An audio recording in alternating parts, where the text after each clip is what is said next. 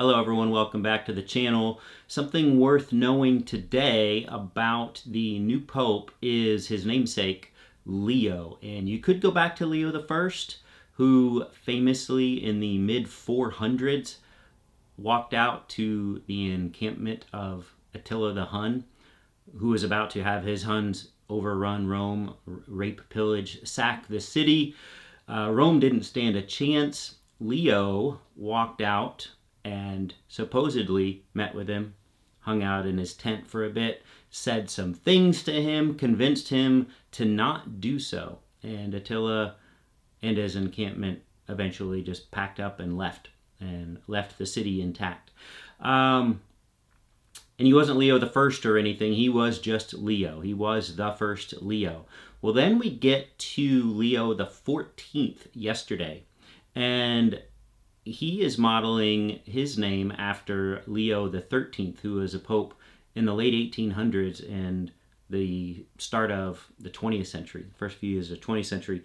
What is he famous for? What is Leo the 13th famous for? Well, at the time, he was the third longest serving pope in history.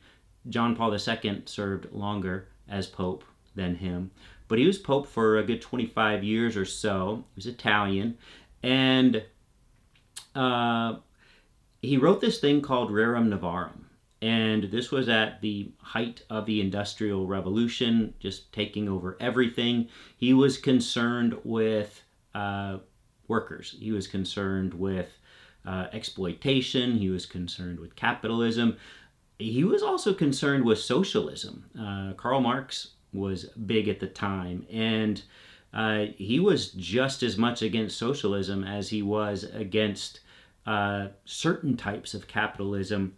But he writes out this encyclical called Rerum Novarum, and it lays out all sorts of things. And the right of workers to have dignity, the right to a fair wage, the right to form unions, the right to not work all the time.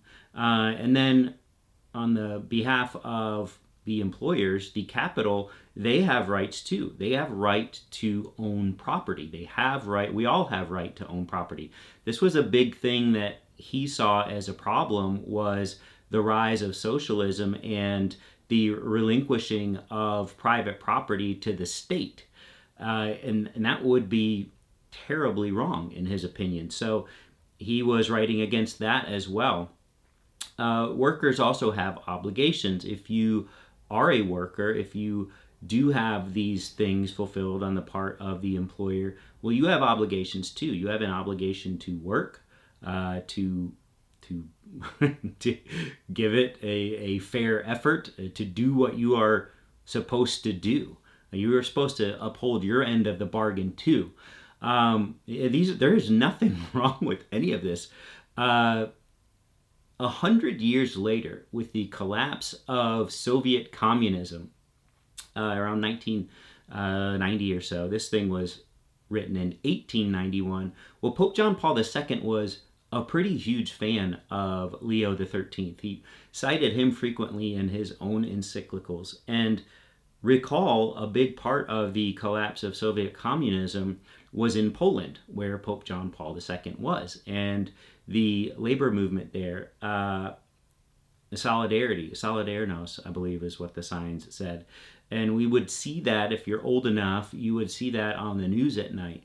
We were all expecting the Soviets to just come in and crush these Polish worker unions, and it didn't happen. And they had the spiritual authority of their own pope on their side, and that was inspiring them to do what they did and help bring about the collapse of Soviet communism in 1990, 91, somewhere in there, probably 90.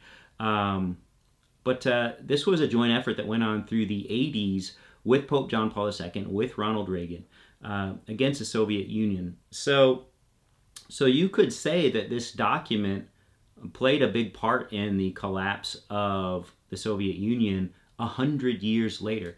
That is the power of the papacy. That is the power of these documents. So when you look at someone like this new Pope, Leo the XIV, you look at what's important to him, what inspires him, and it matters. Even though it is now 135 years ago, 134 years ago that this document was written,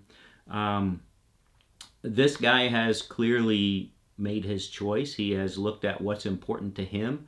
And we can see that right now. I didn't hear any mention of AI, but the world is once again transforming. And the Industrial Revolution in the later 1800s, and now the AI transformation that is going on, that's going to displace workers all over the world. I'm sure this guy will have his eye on that and be prioritizing human rights, human dignity.